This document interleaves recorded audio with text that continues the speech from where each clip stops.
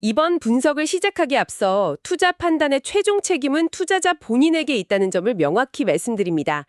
저희는 단순 참고용 정보나 분석을 제공할 뿐 특정 종목이나 섹터에 대해 매수나 매도를 절대 추천하는 것이 아닙니다. 안녕하세요. 오늘 저희가 함께 깊이 파헤쳐볼 기업은 바로 인사이트 코퍼레이션, 즉 인사이트 코피입니다. 단 하나의 약, 자카피라는 이름의 블록버스터 신약으로 그야말로 거대한 제국을 건설한 회사죠. 2025년 11월 18일 종가 기준으로 보니까 103.89달러를 기록했더라고요. 그런데 말이죠. 바로 그 눈부신 성공이 이제는 이 회사의 미래를 위협하는 가장 큰 아킬레스건이 되었다는 아이러니한 상황에 처해 있습니다. 그래서 오늘 분석의 핵심 질문은 바로 이겁니다. 인사이트는 자신들의 왕국을 세운 위대한 왕, 자카피의 시대가 저물어가는 것을 알고 있습니다. 다가오는 특허 만료라는 거대한 파도 앞에서 과연 이들은 새로운 시대를 열 다음 왕을 찾아낼 수 있을까요? 이들의 생존 전략을 한번 제대로 파헤쳐보겠습니다. 자, 그럼 이 거대한 이야기의 시작이자 끝이라고 할 수 있는 자카피부터 제대로 알아봐야겠네요. 인사이트라는 회사의 심장, 그 자체라고 하던데 도대체 어떤 이야기길래 이런 엄청난 표현까지 나오는 거죠? 네, 그 표현이 전혀 과장이 아닙니다. 자카피는 야누스 키나아세, 이걸 줄여서 보통 JAK 억제제라고 부르는 계열의 약물인데요. JAK 억제제요. 좀 더 쉽게 설명해 주실 수 있을까요? 우리 몸의 면역 신호 전달 체계가 있잖아요. 이게 가끔 너무 과하게 작동해서 문제를 일으킬 때가 있는데 거기에 일종의 과속 방지턱을 설치해서 불필요한 염증 반응을 좀 진정시키는 역할을 한다고 보시면 아주 쉽습니다. 아, 알겠습니다. 그러니까 면역 시스템이 너무 흥분해서 스스로를 공격하거나 문제를 일으키려고 할 때 그걸 좀 조절해주는 장치 같은 거군요. 정확합니다. 바로 그 원리를 이용한 약이에요. 처음에는 골수섬유증이나 진성적 혈구증 가증 같은 희귀 혈액암 치료제로 세상에 처음 나왔습니다. 희귀 혈액암 치료제로 시작했군요. 네, 그랬는데 약의 효과가 워낙 좋다 보니까요. 나중에는 이식 수술 후에 발생하는 아주 심각한 거부 반응이 있거든요. 이식편대 숙주병이라고 하는데 이 치료제로까지 영역을 넓히면서 그야말로 시장을 평정해버렸습니다. 그야말로 제국을 건설했다고 할 만하네요. 그럼 지금도 그 위세가 여전한가요? 아, 그럼요. 막강합니다. 자료를 좀 보면요. 2025년 3분기 매출만 7억 9,100만 달러입니다. 7억 9,100만 달러요? 잠깐만요. 그럼 우리 돈으로 거의 1조 원에 가깝다는 얘기잖아요. 한 분기에만. 맞습니다. 게다가 전년 동기 대비 7% 성장했으니까 여전히 건재하다는 걸 보여주죠. 사실상 이 약 하나가 벌어들이는 돈으로 회사의 모든 미래 기술 개발, 그러니까 R&D와 다른 모든 투자를 감당하고 있는 겁니다. 와, 그야말로 회사를 먹여 살리는 핵심 현금 창출원, 캐시카우인 셈이죠. 그건 정말 대단하면서도 동시에 좀 아슬아슬하게 들리네요. 회사를 먹여 살리는 최고의 무기가 동시에 미래를 위협하는 가장 큰 약점이 될 수도 있다는 거니까요. 바로 그 지점이 인사이트가 마주한 가장 큰 딜레마입니다. 업계에서는 이걸 특허 절벽, 영어로는 패턴 클리프라고 부르는데요. 특허 절벽이요? 네, 말 그대로 절벽에서 뚝 떨어지는 것 같은 그런 상황에 직면했다는 뜻입니다. 자카피의 핵심 특허가 2028년에 만료될 예정이거든요. 2028년이요. 와, 정말 얼마 안 남았네요. 특허가 만료된다는 게 구체적으로 어떤 의미를 갖는 건가요? 지금까지는 특허라는 아주 강력한 보호막이 다른 회사들의 진입을 막아주고 있었잖아요. 그렇죠. 독점적으로 판매할 수 있었으니까요. 그런데 그 보호막이 2028년에 사라지는 겁니다. 그러면 다른 제약사들이 똑같은 성분의 약, 우리가 흔히 말하는 복제약, 즉 제네릭을 훨씬 싼 값에 만들어서 팔 수 있게 되는 거죠. 아, 그럼 지금의 그 조 단위 매출이? 순식간에 증발할 수도 있다는 뜻입니다. 이건 그냥 막연한 불안감이 아니라 거의 예정된 미래의 재앙 같은 거죠. 그래서 경영진 입장에서는 이 토스트 자카피 시대, 즉 자카피 이후를 어떻게 준비하느냐가 회사의 생존이 걸린 지상 최대의 과제인 겁니다. 알겠습니다. 2028년이라는 시한폭탄의 타이머가 이미 돌아가고 있는 셈이군요. 시간이 정말 없는데 단순히 신약 하나 더 개발한다 이런 수준으로는 부족할 것 같거든요. 이 위기를 돌파할 만한 전략이라고 부를 만한 게 있나요? 네, 물론 있습니다. 그냥 우왕좌왕하고 있진 않아요. 전략의 핵심을 한 문장으로 요약하면 자카피의 성공 방정식을 다른 영역에서 그대로 재현한다는 겁니다. 성공 방정식의 재현이요? 네, 단순히 파이프라인 개수만 막 늘리는 게 아니라 최근 행보를 보면 포트폴리오를 아주 날카롭게 다듬고 있어요. 예를 들자면 잠재력이 좀 낮다고 판단한 초기 단계 면역항암제 후보물질 5개를 아주 과감하게 중단시켜버렸습니다. 아, 그건 의미가 크네요. 여기저기 그냥 총을 써보는 게 아니라 가장 확실해 보이는 타겟에만 정밀 조준하겠다는 거군요. 정확합니다. 바로 선택과 집중이죠. 한정된 R&D 자원을 가장 효율적으로 쓰겠다는 아주 강력한 의지의 표현입니다. 현재 크게 두 개의 큰 축으로 움직이고 있다고 보시면 돼요. 두 개의 축이요? 네. 첫 번째는 자신들의 안방이자 절대적인 강점을 가진 혈액 종양 분야의 왕좌를 더욱 굳건히 지키는 것이고요. 기존의 영토를 수성하는 거군요. 그리고 두 번째는 염증 및 자가 면역이라는 완전히 새로운 영토로 본격적인 확장을 시작하는 겁니다. 흥미롭네요. 기존의 제국은 더 단단하게 요새화하고 동시에 새로운 대륙을 개척하려는 투트랙 전략이군요. 이런 전략을 뒷받침할 만한 구체적인 목표치 같은 것도 있나요? 열심히 하겠다 이 정도는 아닐 것 같은데요. 하하, 그럼요. 아주 구체적이고 심지어 야심찬 목표를 제시했습니다. 자료에 따르면 2029년까지, 그러니까 자카피 특허 만료 직후죠. 그때까지 7개의 중후기 임상 단계 프로젝트를 시장에 출시하겠다고 했어요. 7개나요? 네.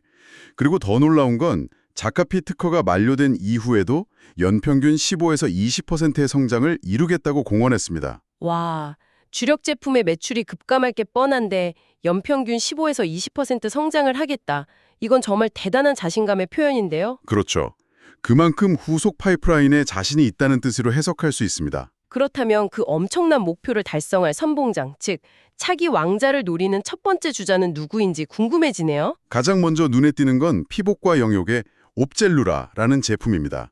이게 전략적으로 아주 영리한 제품이에요. 옵젤루라, 어떤 점에서 영리하다는 거죠? 사실 성분은 자카피와 똑같은 룩소리티닙입니다. 그런데 먹는 알약이 아니라 피부에 직접 바르는 크림 형태예요. 와, 잠깐만요. 그거 정말 기발한데요. 그럼 이미 성공이 검증된 엔징, 즉 자카피 성분을 그대로 떼어다가 완전히 새로운 차체, 그러니까 크림이라는 형태에 얹어서 신차를 출시한 거나 마찬가지네요. 하하하, 정말 기가 막힌 비유입니다. 바로 그거예요. 먹는 약이었던 자카피의 핵심 기술을 그대로 가져와서 제형만 바꾼 거죠. 그리고 이걸로 아토피 피부염과 비분절성 백반증이라는 완전히 새로운 시장을 뚫어낸 겁니다. 그리고 그게 통했나요? 제대로 터졌습니다. 2025년 3분기 매출이 1억 8,800만 달러로 전년 동기 대비 무려 35%나 폭증했어요. 이미 자카피의 뒤를 이을 확실한 성장 엔진 중 하나로 자리매김하고 있습니다. 기존의 성공 기술을 정말 영리하게 재활용한 사례군요. 그렇다면 옵젤루라처럼 기존 기술을 활용하는 것 말고 아예 새로운 영토를 개척하려는 시도도 있겠죠. 처음부터 블록버스터를 목표로 개발 중인 완전 신약도 있습니까? 당연히 있습니다. 바로 포보시티닙이라는 약물입니다. 이건 옵젤루라와는 완전히 다른 새로운 경구용 선택적 JAK 원옥제제예요. 포보시티닙. 이건 어떤 질환을 목표로 하나요? 화농성 한선염, 줄여서 HS라고 부르는 아주 고질적인 피부 질환을 목표로 하고 있습니다. 화농성 한선염이요? 조금 생소한데요. 어떤 병인가요? 주로 겨드랑이나 사타구니처럼 피부가 접히는 부위에 종기가 반복적으로 생기고 이게 나중에는 흉터까지 남기는 아주 고통스러운 만성 염증성 질환입니다. 아, 듣기만 해도 환자분들이 얼마나 고통스러울지 진작이 가네요. 네, 환자들의 삶의 질이 엄청나게 떨어지는데 아직까지 이렇다 할 만족스러운 치료제가 거의 없는 실정이에요. 제약업계에서는 이런 분야를 미충족 의료 수요, unmet medical needs가 아주 높다고 표현하는데 바로 이런 시장을 뚫으면 그게 곧 블록버스터 약물이 되는 겁니다. 그렇군요. 환자들에게는 정말 희소식이면서 동시에 회사 입장에서는 엄청난 기회인 셈이네요. 개발은 순조롭게 진행되고 있나요? 네, 최근에 임상 3상에서 아주 긍정적인 데이터를 확보해서요.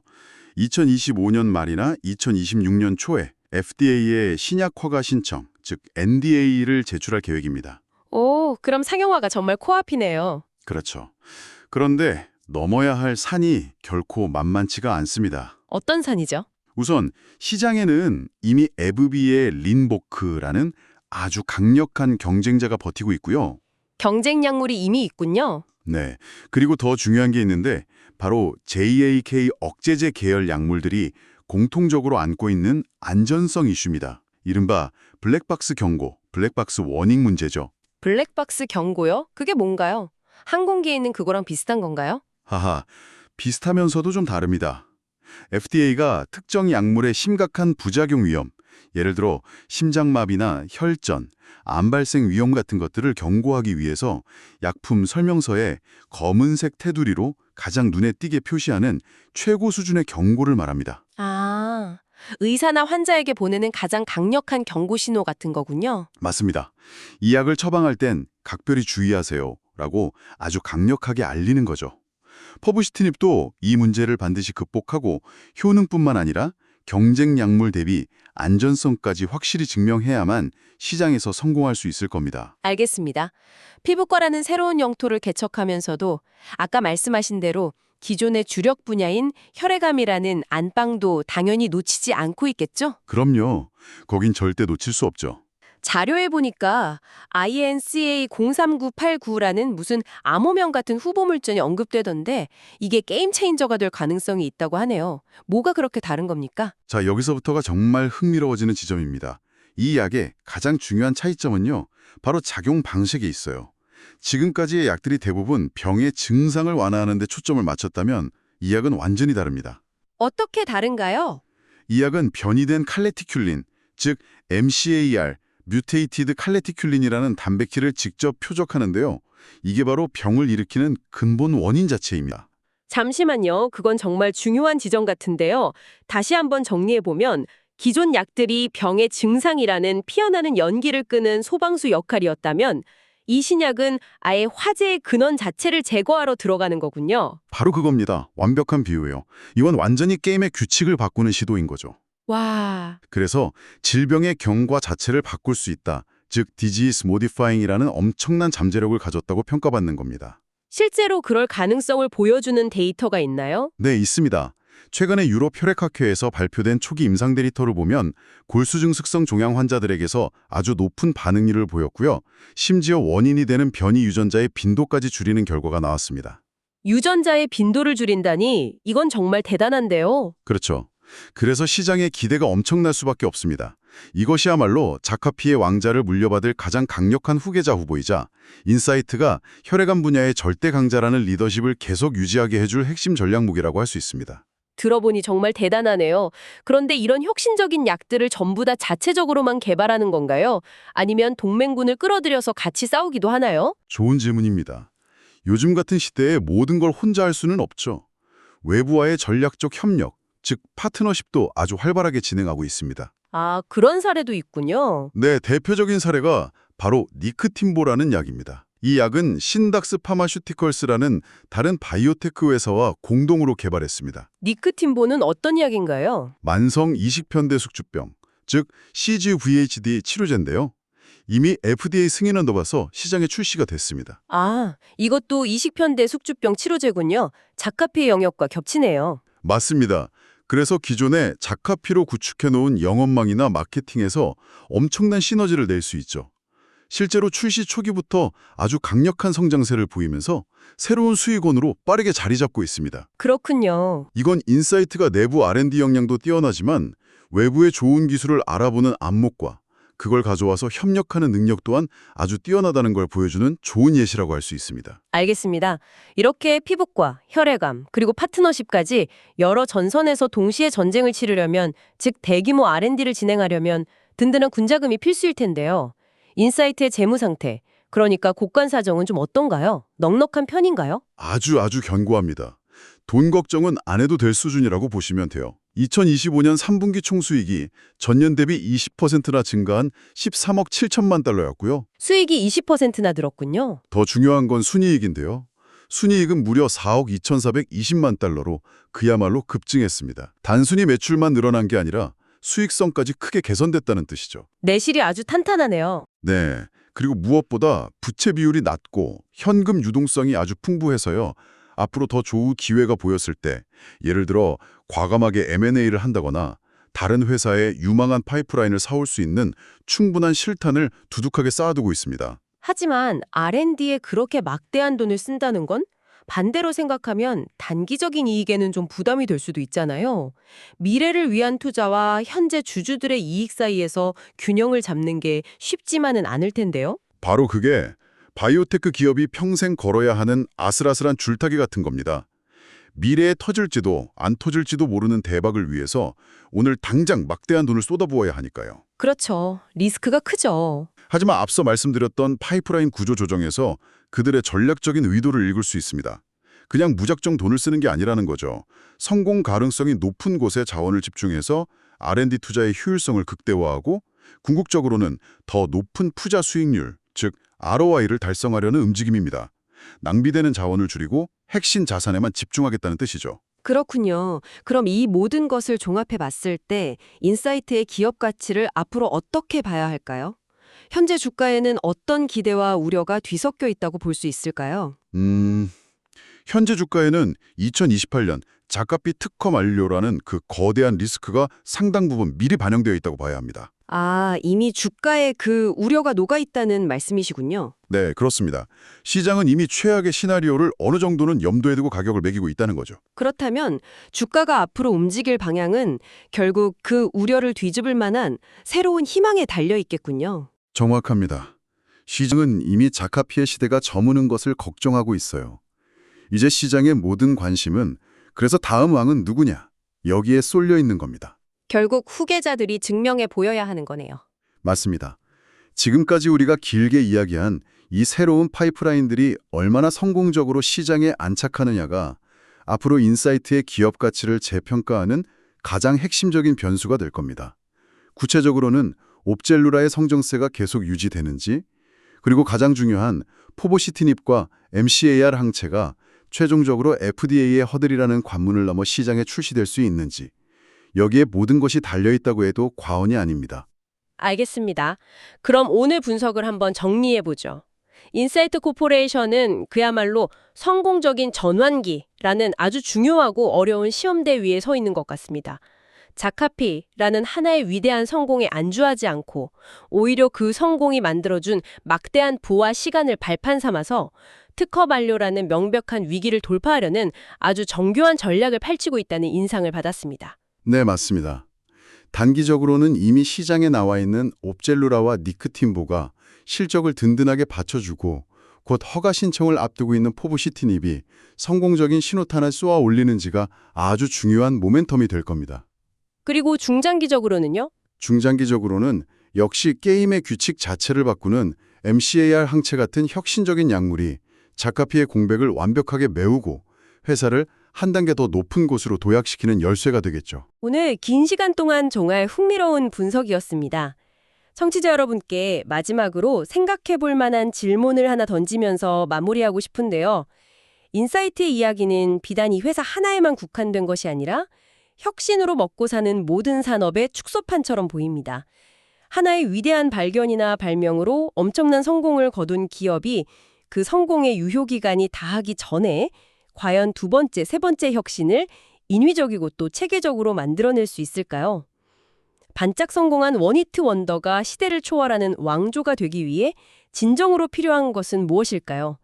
이 어려운 질문에 대한 답을 인사이트가 앞으로의 행보로 어떻게 써내려갈지 우리 모두 함께 지켜보는 것도 아주 흥미로운 관전 포인트가 될 것 같습니다.